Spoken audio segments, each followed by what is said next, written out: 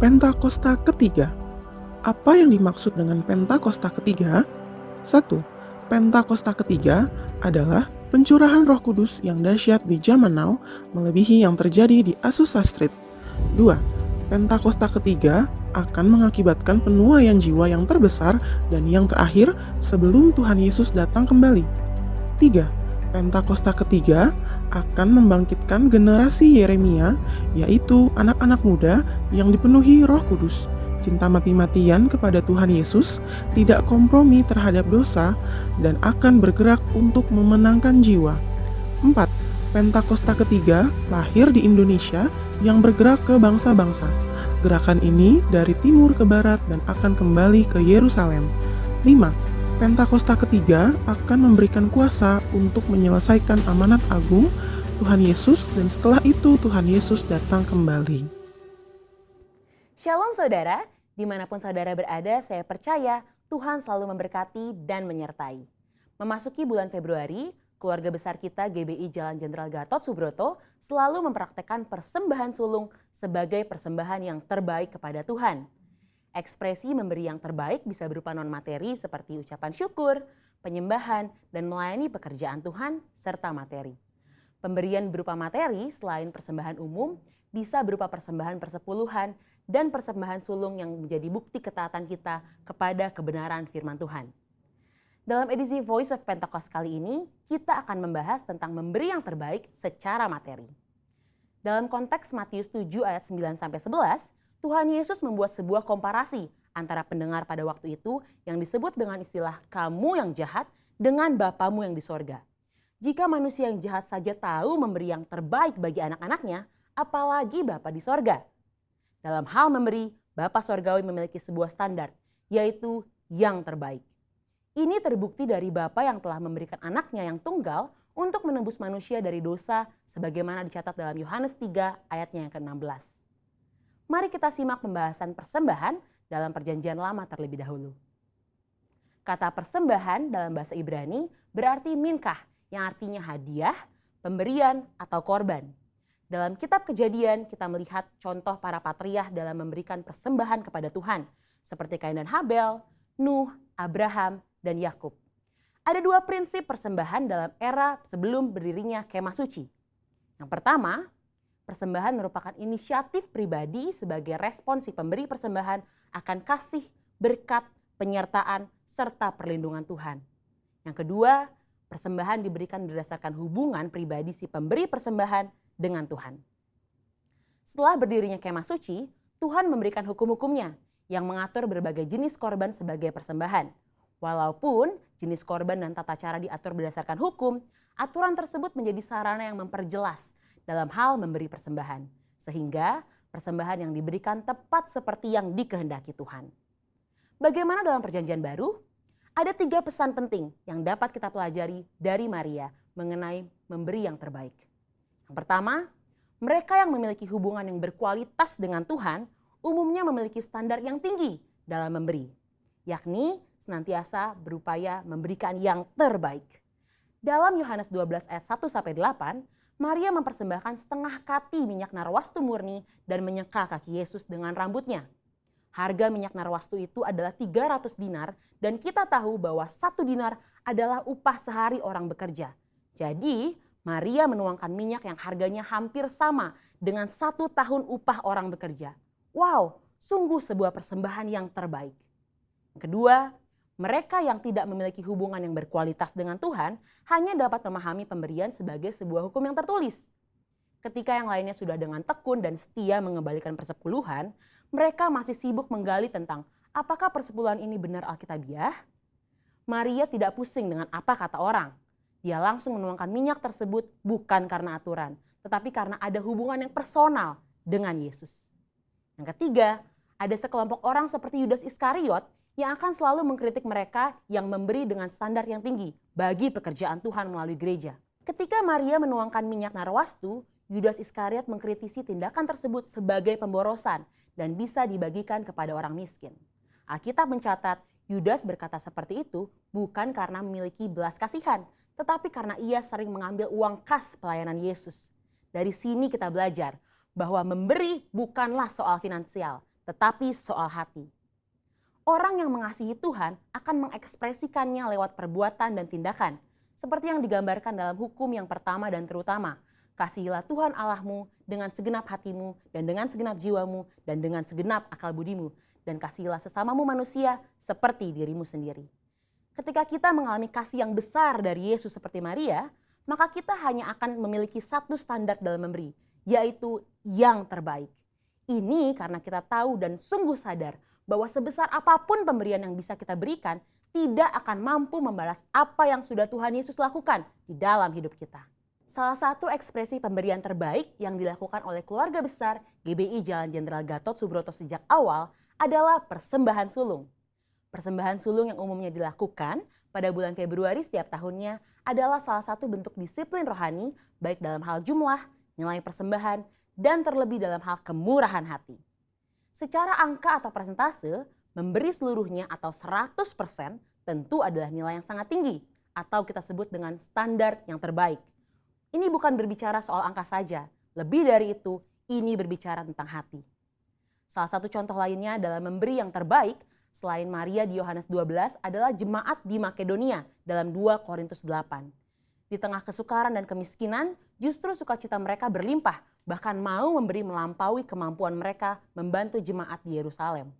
Pesan utama dari cerita ini adalah kasih karunia Tuhan mentransformasi hati dan memampukan jemaat di Makedonia untuk memberi melampaui keterbatasan mereka. Saudara, kita telah melihat dari Perjanjian Lama bahwa Tuhan menghendaki pemberian atas dasar kerelaan dan sebagai respon terhadap kebaikannya. Di dalam Perjanjian Baru kita belajar 2 contoh, yaitu Maria yang berani memberikan persembahan yang mahal harganya di kaki Yesus karena dia telah merasakan kasih Tuhan, dan dari jemaat di Makedonia dengan sukacita dan kerelaan memberi yang terbaik, bahkan melampaui kemampuan mereka.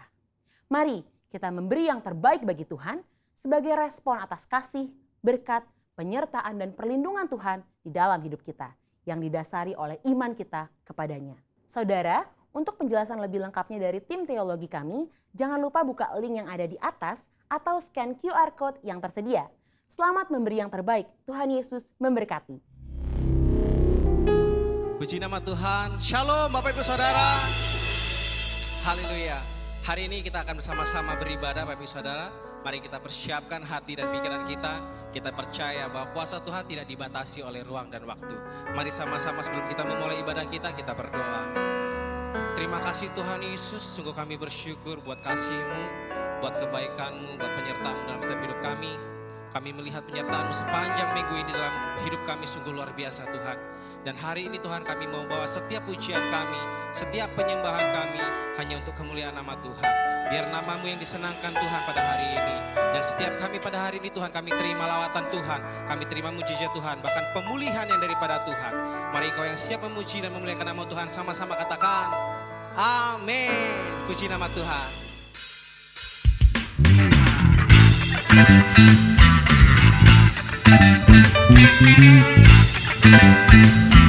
Mari bernyanyi bersama saudara.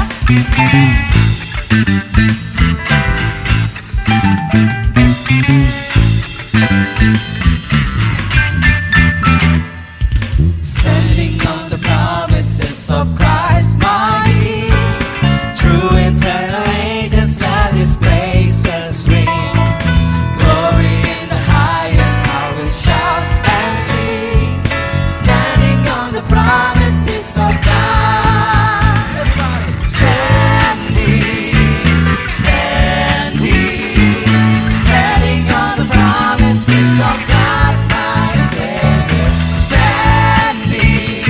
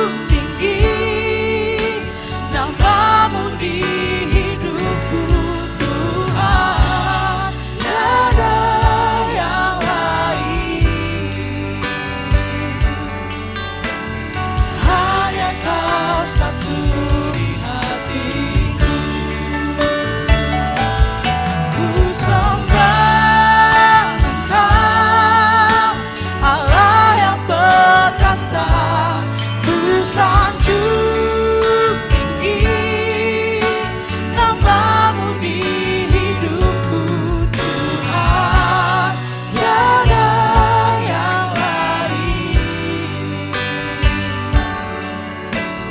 Hanya Kau satu di hatiku. Oh Tuhan, tiada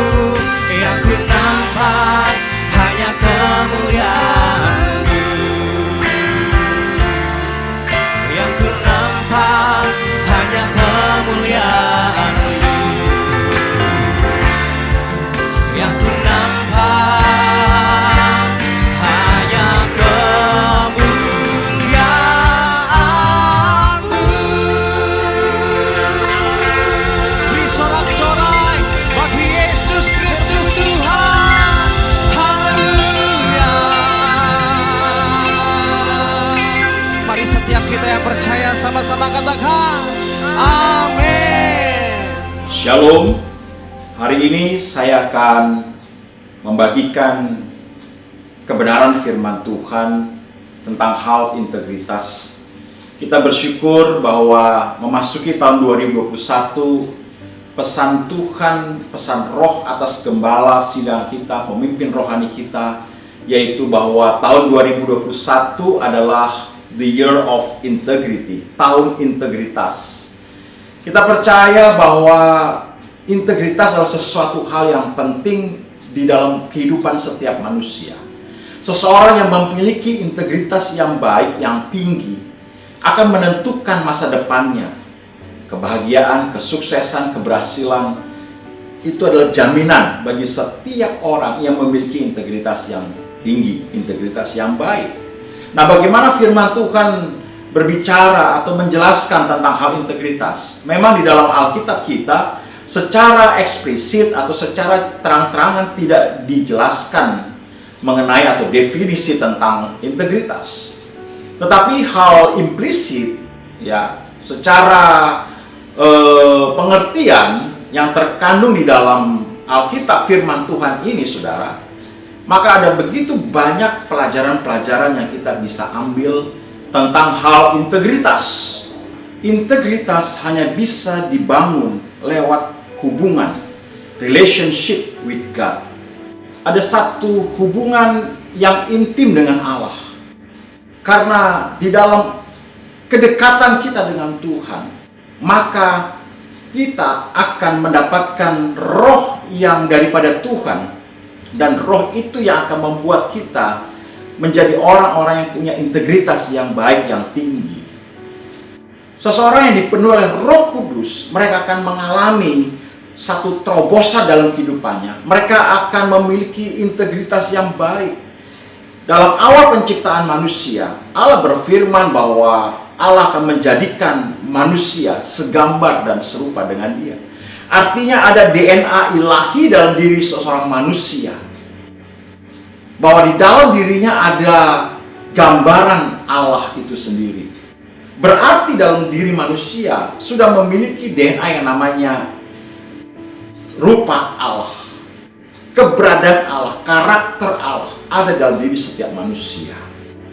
Nah, persoalannya sekarang adalah yang membuat manusia itu memiliki integritas yang buruk adalah karena karakternya atau jati dirinya tidak sesuai dengan apa yang Allah inginkan. Mereka hidup dalam dosa, hidup dalam hawa nafsu, hidup dalam kedagingan, sehingga membuat manusia itu kehilangan jati diri, kehilangan karakter ilahi. Maka dikatakan orang tersebut kehilangan integritas. Maka kita banyak melihat di luar sana peristiwa-peristiwa bagaimana orang pintar, orang yang punya rohani yang baik, ya saudara kasih Tuhan, melayani dengan setia, tapi pada akhir hidupnya dia tidak memiliki integritas yang baik. Mengapa? Nanti kita akan belajar, saudara-saudara. Ada 3 hal yang ingin saya sampaikan pada hari ini tentang hal integritas. Belajar daripada hamba-hamba Tuhan, ya saudara, pribadi-pribadi yang Tuhan sudah catat di dalam Alkitab kita ini, saudara. Mereka adalah orang-orang yang dipercaya, ataupun kita bisa melihat satu teladan dari mereka, bahwa mereka punya integritas yang tinggi, integritas yang baik. Saudara, dalam Kamus Bahasa Indonesia, arti integritas itu sendiri adalah satu keutuhan, satu kesatuan, terintegrasi, satu keseluruhan, menyeluruh, solid. Ya, saudara kasih Tuhan. Jadi ada satu keutuhan di situ, saudara. Lalu arti berikutnya adalah juga tentang hal dapat dipercaya. Ya, saudara kasih Tuhan, bahwa integritas itu adalah sesuatu hal yang dapat dipercaya, orang yang dapat dipercaya. Jadi apa yang diperkatakan, apa yang dilakukan, apa yang dipikirkan, saudara kasih Tuhan, ya, itu selaras dengan kehidupannya, selaras dengan tindakannya, saudara. Nah, itu yang disebut sebagai integritas. Nah, orang Kristen penting sekali memiliki integritas yang baik, supaya hidup kita hidup yang menjadi berkat dan teladan bagi dunia. Itu sebabnya kita pada hari ini belajar tentang hal integritas. Nah, mari saudara, kita akan melihat ciri-ciri atau bagaimana orang-orang yang punya integritas baik ini, yang integritasnya tinggi ini, mereka berhasil dalam kehidupannya. Mari kita lihat dari tokoh-tokoh Alkitab. Yang pertama, saudara kasih Tuhan, mari kita lihat di dalam Kejadian pasal 39. Saudara kasih Tuhan, satu ayat ataupun cerita yang sudah sering kita dengar tentang Yusuf, saudara. Ya, dalam Kejadian 39 ayat yang pertama sampai dengan ke-23, di sana kita akan membaca dan kita akan diberikan pengertian ataupun satu kisah sejarah, saudara, tentang Yusuf. Bagaimana Yusuf, ya saudara kasih Tuhan, dia mengalami satu kehidupan yang maksimal, ya, diberkati Tuhan, ya, karena dia memiliki integritas yang tinggi, integritas yang baik. Saudara, dia dalam ayat yang ketiga dan keempat di dalam pasal yang ke-39 dikatakan di sana bahwa setelah dilihat oleh tuannya bahwa Yusuf disertai Tuhan dan bahwa Tuhan membuat berhasil segala sesuatu yang dikerjakannya, maka Yusuf mendapat kasih karunia-Nya dan ia boleh melayani dia. Kepada Yusuf diberikannya kuasa atas rumahnya dan segala miliknya diserahkannya pada kekuasaan Yusuf. Saudara, kita mencatat di sini bahwa karena si Potifar, ya sudah kasih Tuhan, yaitu seorang panglima tentara, ya sudah kasih Tuhan, dia mempercayakan aset, dia mempercayakan isi rumahnya, dia mempercayakan harta bendanya kepada Yusuf. Diberikannya kuasa penuh atas Yusuf, saudara kasih Tuhan. Mengapa ini bisa terjadi dalam kehidupan Yusuf? Karena dia memiliki roh, dia integritasnya baik. Karena Potifar melihat bahwa Yusuf disertai Tuhan, dan apa saja yang diperbuat Yusuf dibuat Tuhan berhasil. Saya percaya bahwa orang-orang yang punya integritas yang baik, mereka akan diberkati Tuhan. Mereka akan mengalami berkatnya daripada Tuhan. Mereka akan mengalami keberhasilan-keberhasilan. Apa saja yang diperbuat akan dibuat berhasil, karena mereka disertai Tuhan. Itu sebabnya hal integritas adalah berbicara tentang, sekali lagi, hubungan intim dengan Tuhan. Seseorang yang memiliki keintiman relationship with God, keintiman dengan Allah, maka mereka pasti akan terus mengalami penyertaan Tuhan, bimbingan Tuhan, tuntunan Tuhan, untuk bagaimana mereka berjalan dan melangkah dalam kehidupan.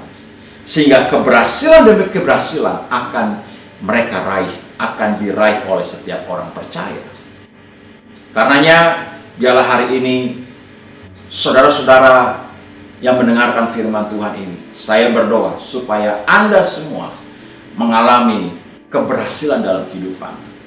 Orang-orang percaya kepada saudara.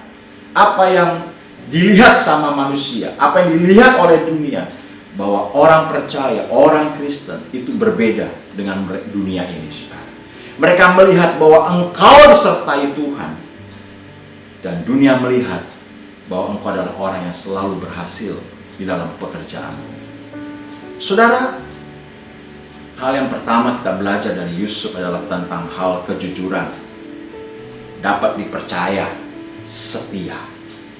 Amin, saudara kasih Tuhan. Mengapa ini bisa terjadi dalam kehidupan Yusuf? Karena tuannya mempercayakan aset, tuannya mempercayakan harta bendanya, tuannya mempercayakan seluruh isi rumahnya. Diberikan kuasa penuh kepada Yusuf karena dia orang yang dapat dipercaya.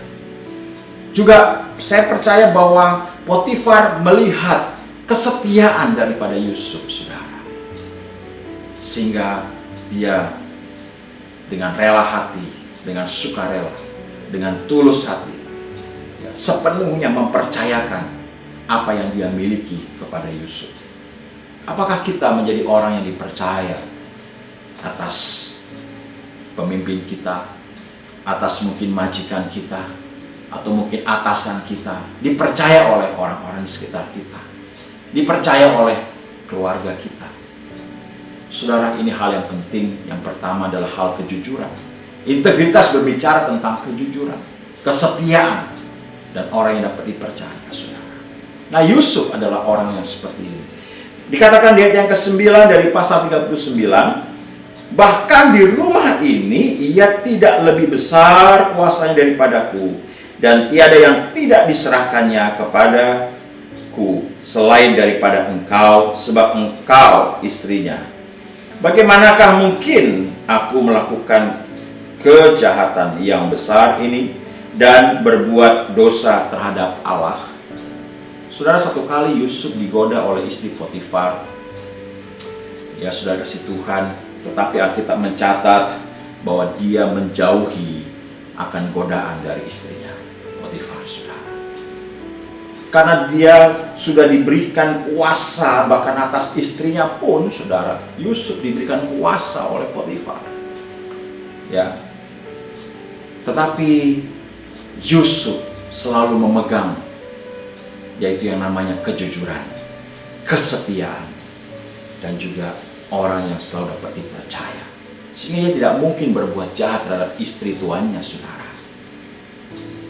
Maka dikatakan di sini, bagaimanakah mungkin aku berbuat dosa kepada Allah? Saudara, orang yang punya integritas yang baik, yang tinggi, saudara. Orang ini selalu memiliki pemikiran-pemikiran tentang Allah. Dia selalu mata tertuju kepada Tuhan. Sehingga apapun keputusan, apapun tindakan-tindakannya, dia pasti akan mengkorelasikannya dengan keberadaan Tuhan. Allah ada di mana-mana, saudara. Allah itu melihat apa yang kita kerjakan dan lakukan.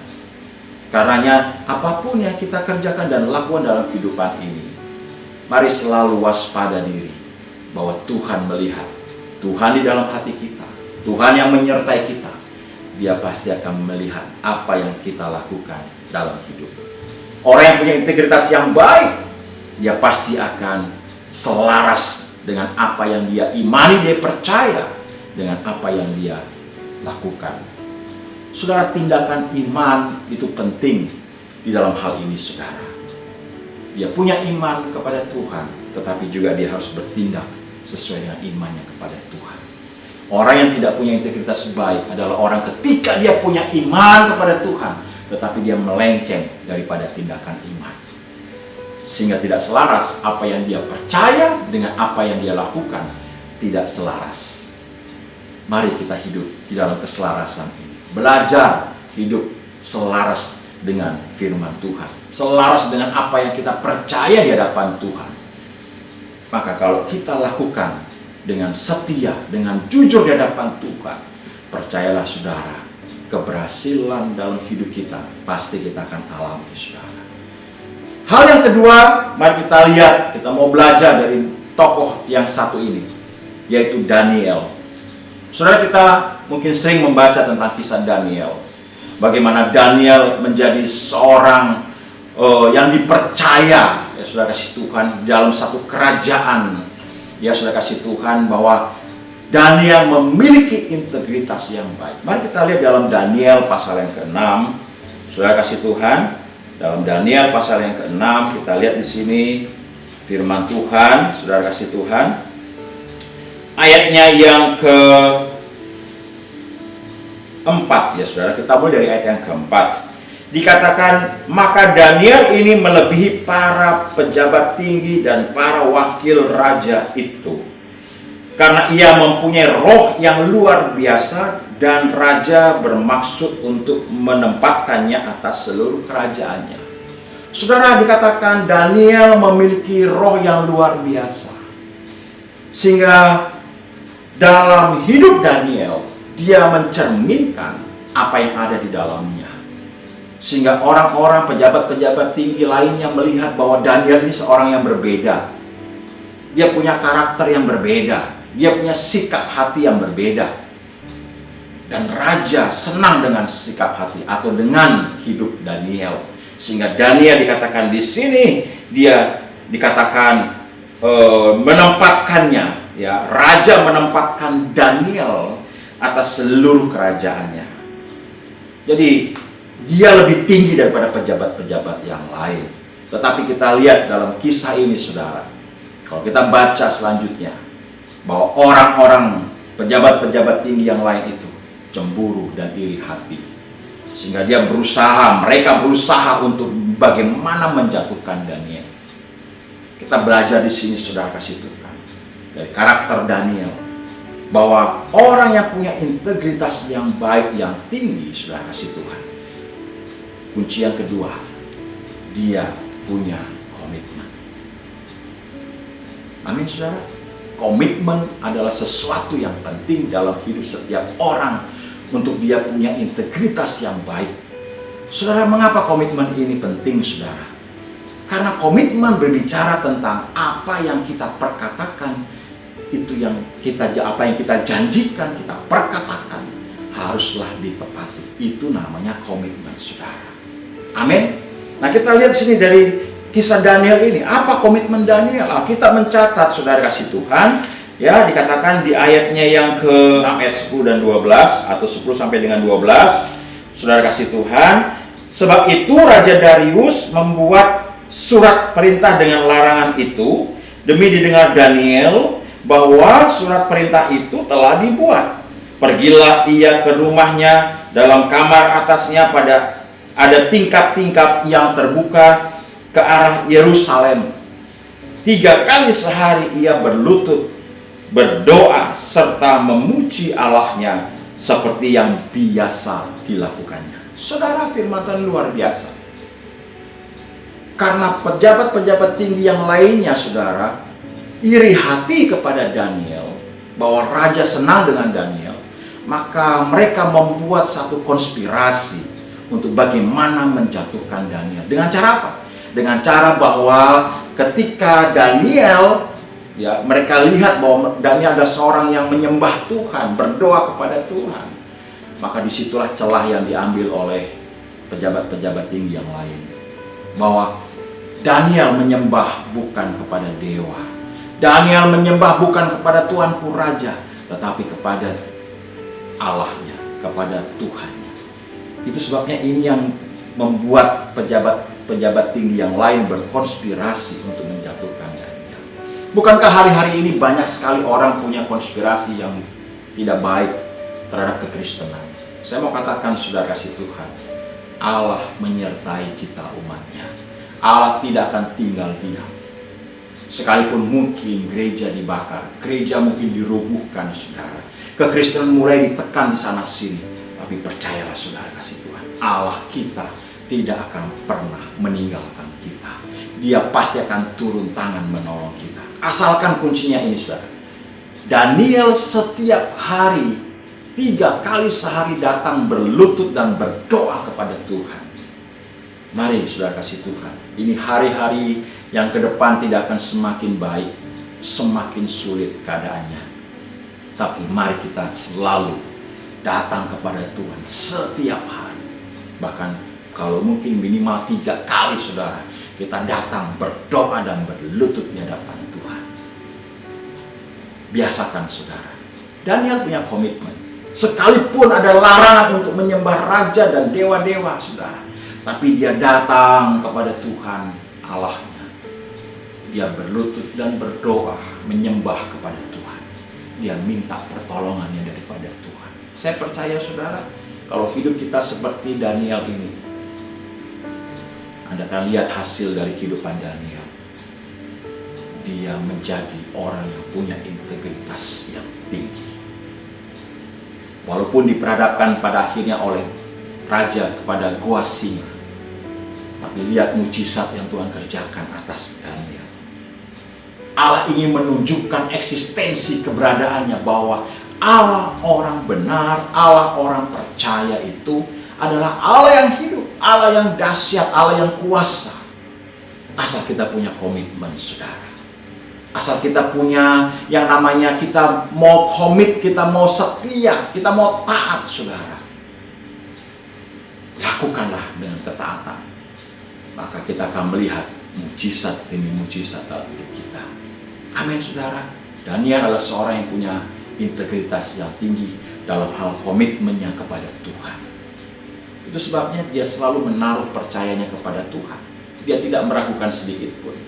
Bahkan sahabat-sahabatnya Sadrak, Mesak, Abednego ketika diperhadapkan di dapur api, saudara kasih Tuhan, mereka berkata begini, sekalipun misal hari ini aku misalnya mati karena terbakar, tapi aku sekali-kali tidak akan meninggalkan Tuhan. Imanku hanya kepada Tuhan.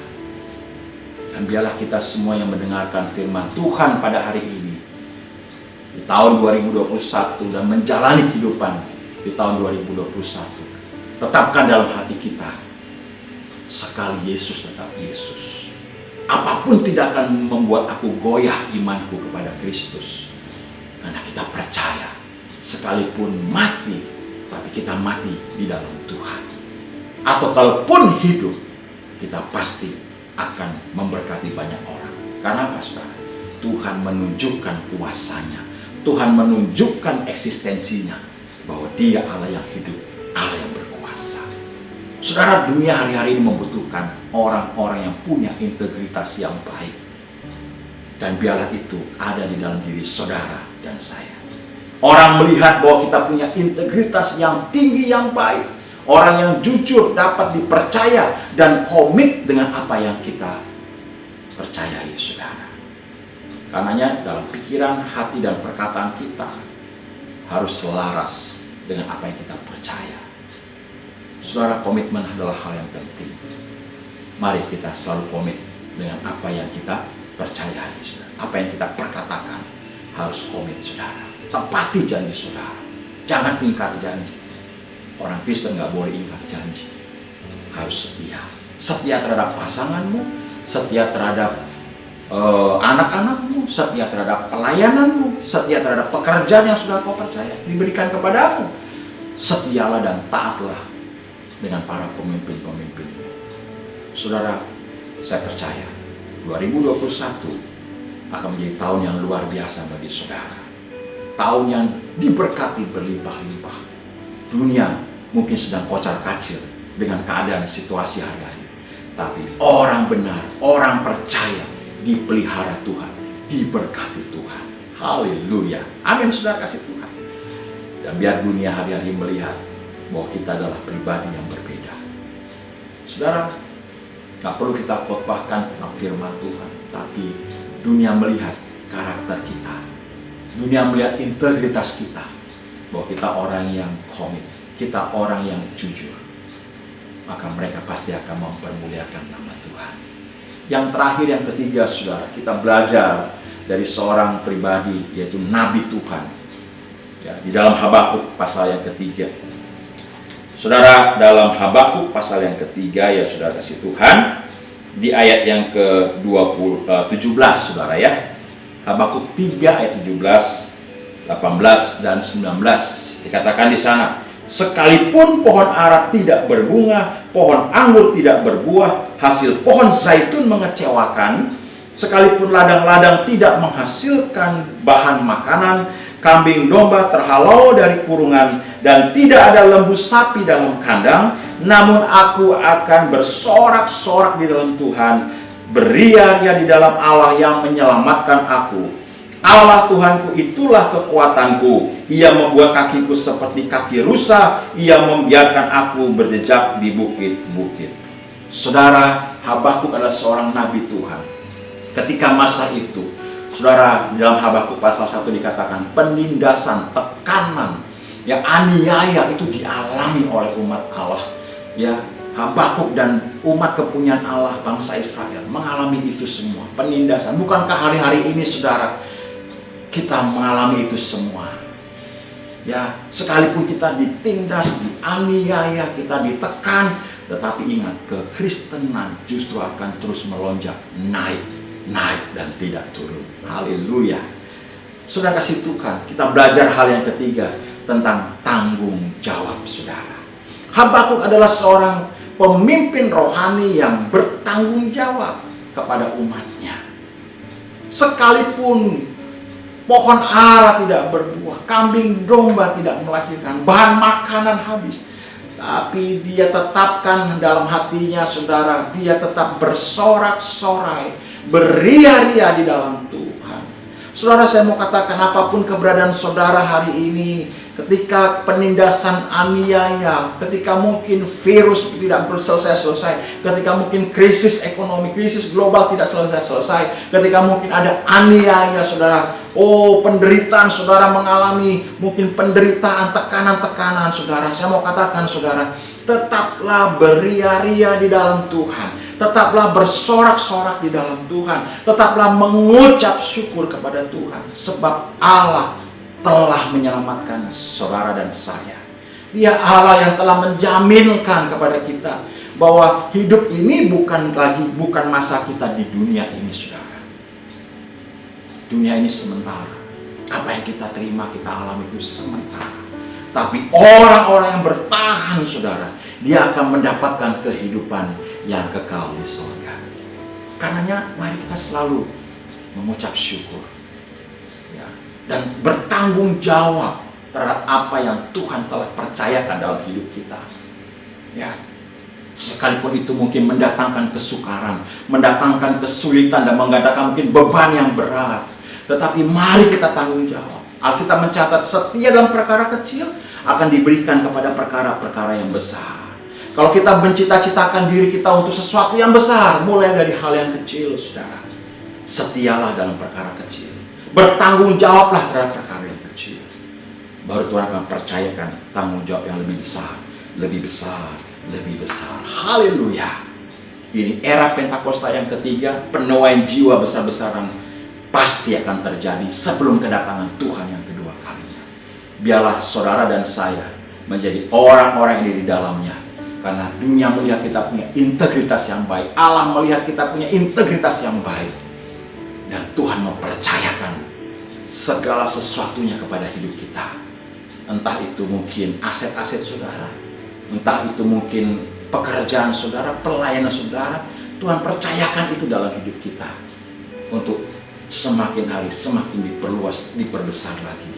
Tuhan ingin hidup kita memiliki kapasitas yang besar. Di tahun 2021 ini, saudara, saya mau katakan, ketika kita memiliki integritas yang baik, maka pelayanan kita, hidup kita, area kita, saudara, akan diperluas, akan diperbesar.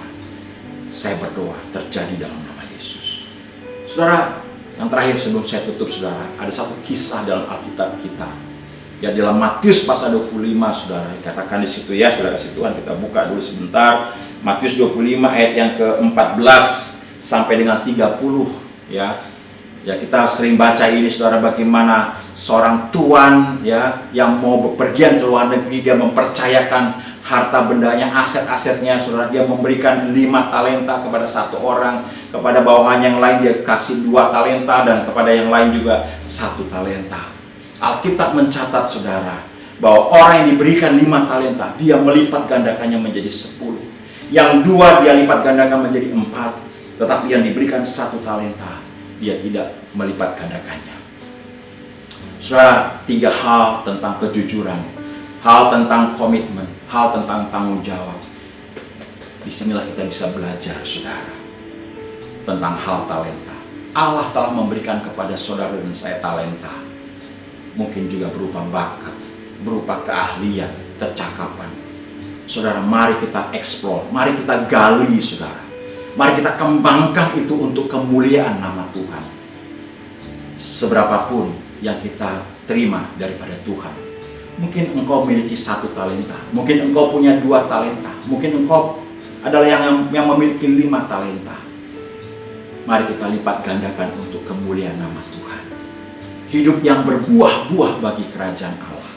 Tuhan ingin setiap saudara dan saya, setiap kita menjadi orang-orang pribadi-pribadi, amin, saudara, yang hidup berbuah-buah di dalam Tuhan. Integritas akan menghasilkan buah-buah yang baik, buah-buah yang luar biasa manis, yang sedap untuk Allah kita. Dan Dia ingin hidup saudara dan saya adalah hidup yang menghasilkan buah. Integritas adalah bagian yang terpenting dari karakter setiap kita. Karakter orang percaya harus memiliki integritas yang baik. Jangan samakan kita dengan dunia. Dunia boleh melakukan hal-hal penipuan-penipuan, hal-hal kepalsuan. Kita lihat hari-hari ini, begitu banyak kepalsuan, hoaks, halusinasi, beda banyak sekali saudara. Tapi kita mau jujur di hadapan Tuhan dan sesama kita. Kita memiliki komitmen yang baik kepada Tuhan dan sesama kita. Dan kita juga mempunyai tanggung jawab terhadap Tuhan dan sesama kita. Apa yang kita punya sekarang, mari kita pakai untuk kemuliaan nama Tuhan. Terpujilah nama Tuhan. Amin. Terpuji nama Tuhan, saudara. Sebab Tuhan Yesus dahsyat. Setiap kita pasti diberkati dengan pelayanan firman Tuhan. Amin. Haleluya, saudara. Ini waktunya kita sama-sama memberi yang terbaik bagi nama Tuhan. Di layar Bapak Ibu Saudara terdapat nomor rekening, saudara boleh transfer ke nomor tersebut saudara, atau saudara bisa pakai scan QR code yang sudah ada. Dengan demikian mempermudah kita menggunakan sistem pembayaran yang sudah ada saat ini. Selamat memberi, Tuhan Yesus memberkati. Mari kita berdoa bersama saudara. Tuhan, terima kasih Engkau dahsyat bagi kami. Dan hari ini kami akan memberikan yang terbaik dari yang kami punya Tuhan. Biarlah ini menjadi satu persembahan syukur kami bagimu. Di dalam nama Tuhan Yesus, yang memberi diberkati, bahkan yang belum memberi, Engkau berkati kami lebih lagi Tuhan. Haleluya. Yang sudah diberkati, yang siap memberi, sama-sama katakan amin. Tuhan memberkati saudara.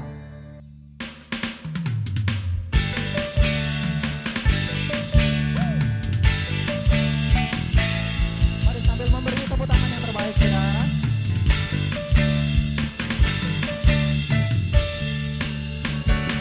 Katakan sama-sama.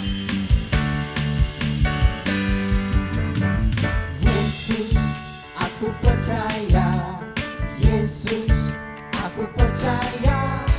Yesus, aku percaya. Yesus, aku percaya. Kau punya semua mujizat di dalam hidupku. Yesus, aku percaya. Yesus, aku percaya. Yesus, aku percaya. Yesus, aku percaya. Kau punya semua mujizat di dalam hidupku. Sama-sama, lambaikan tanganmu. Haleluya, terpujilah Tuhan. Haleluya, terpujilah Tuhan. Haleluya, terpujilah Tuhan. Haleluya, terpujilah Tuhan. Haleluya, terpujilah Tuhan.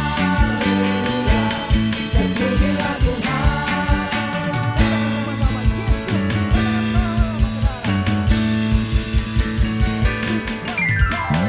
Yesus, aku percaya. Yesus, aku percaya. Yesus, aku percaya. Yesus, aku percaya. Kau berikan semua mujizat di dalam hidupku. Haleluya, terpujilah Tuhan.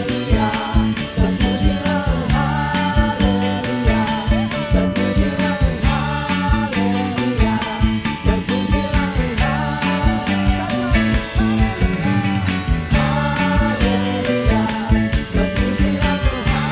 Haleluya, terpujilah Tuhan. Haleluya, terpujilah Tuhan. Haleluya, terpujilah Tuhan. Haleluya, terpujilah Tuhan.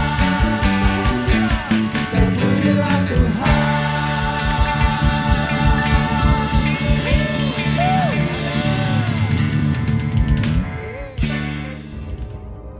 Mazmur 91 dalam lindungan Allah.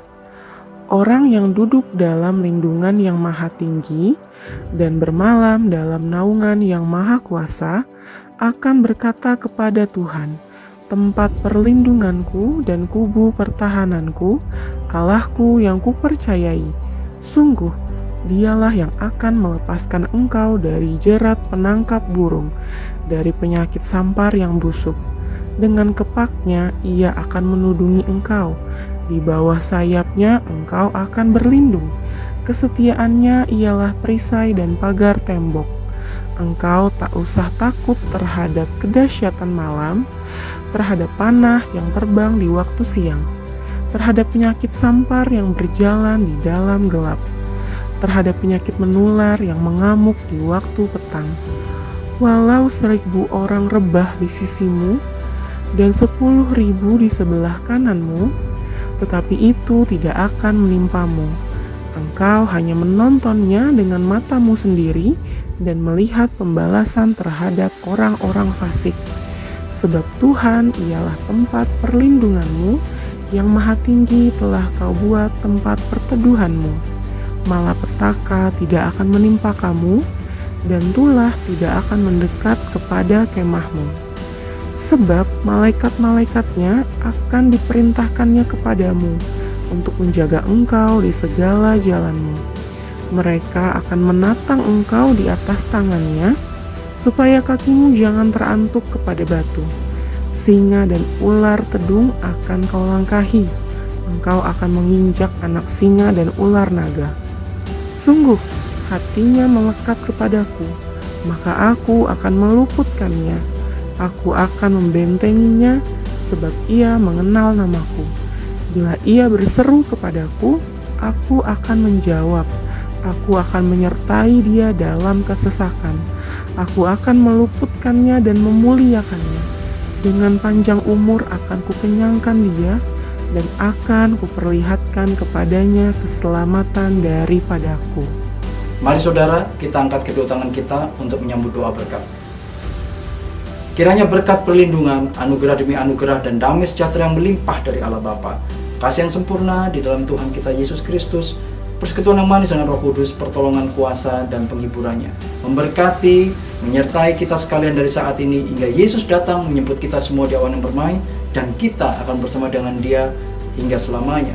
Mari semua yang percaya dan sudah terima berkat Tuhan, sama-sama kita katakan, Amin.